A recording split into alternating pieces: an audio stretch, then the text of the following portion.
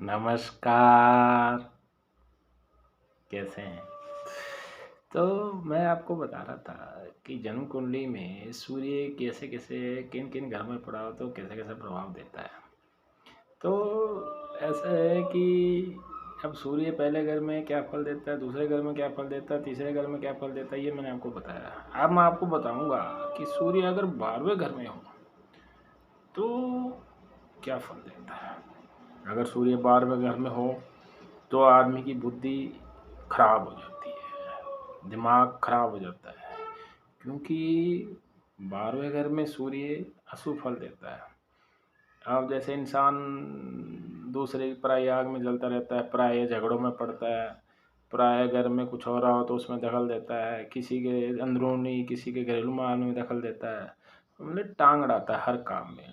तो ये जो जितने भी लोग हैं आप देखते होंगे जीवन में, जितने भी लोग हैं ये जैसे किसी के पर्सनल मैटर में दखल देते हैं, किसी के ग्रस्त जीवन को ख़राब कर देते हैं और फालतू कानूनों का सहारा लेके परेशान करने में लगे रहते हैं।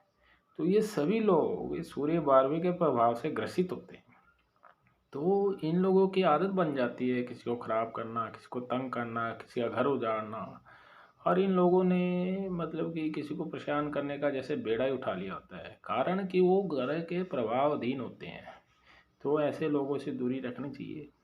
दूसरा, जितने भी सरकारी लोग हैं, सरकारी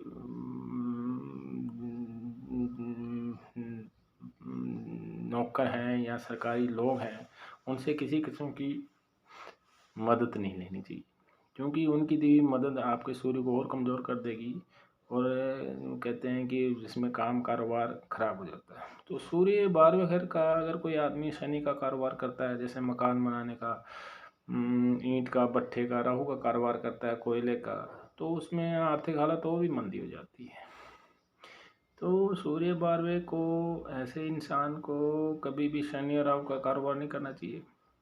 दूसरा, जैसे कि पराई आग में जो आदमी जलते रहते हैं, किसी की स्त्री के बारे में हर वक्त बातें करते रहते हैं, किसी के परिवार में हर वक्त बातें करते रहते हैं, तो ऐसे मनुष्यों का सूर्य नीच हो जाता है। अब आपने देखा होगा कि कुछ लोग क्या करते हैं कि हर एक के काम में टांग अड़ाते हैं, किसी को काम नहीं करने देते, चलते बिजनेस को ख़राब कर देते हैं, किसी का मान हानि कर देते हैं, किसी के खिलाफ साजिश रच लेते हैं और ग्रुप बनाते हैं, 100-100, 200, 500 आदमियों का ग्रुप बना के किसी का चलता बिजनेस बर्बाद कर देते हैं। तो ये सब लोग सूर्य 12वें के प्रभाव से ग्रसित होते हैं। और सूर्य 12वें के प्राणी जैसे किसी की प्रॉपर्टी, ज़मीन जायदाद पे भी नज़र रखते हैं, तो उनके पीछे पड़े रहते हैं भी, किसी तरीके से उसके जैसे पराई अमानत को हड़पने की कोशिश करते हैं। तो मैं एक इनको जिसके सूर्य 12 घर में, पर याद रखना सूर्य 12 वाला घर का जो प्राणी जिसका सूर्य 12 घर में है वो राशि के अनुसार ही फल देगा, ऊंच राशि में ऊंच का फल देगा। पर ऊंच राशि में होने के बाद भी इतना अच्छा फल नहीं दे पाता, क्योंकि जिस घर में वो पड़ा है उसका वो घर के जो जिसका ये घर है वो उसके प्रभाव कम कर देते हैं।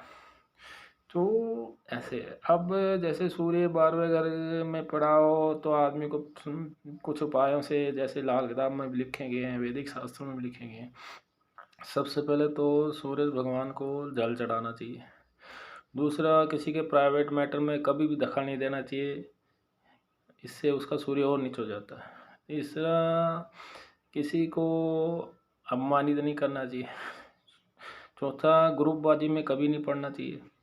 पांचवा उपाय है कि अगर कैसे भी हालात हो, इंसान को अपना धर्म नहीं छोड़ना चाहिए। चाहे कोई कितना भी परेशान करे, कितना भी तंग करे, इंसान को अपने धर्म में रहना चाहिए, तो सूर्य का अशुभ प्रभाव जो है वो हट जाता है। उसके बाद में भूरी चींटियों को, जैसे चींटी होती है ना, चींटी भूरी, उसको आटा डालना चाहिए।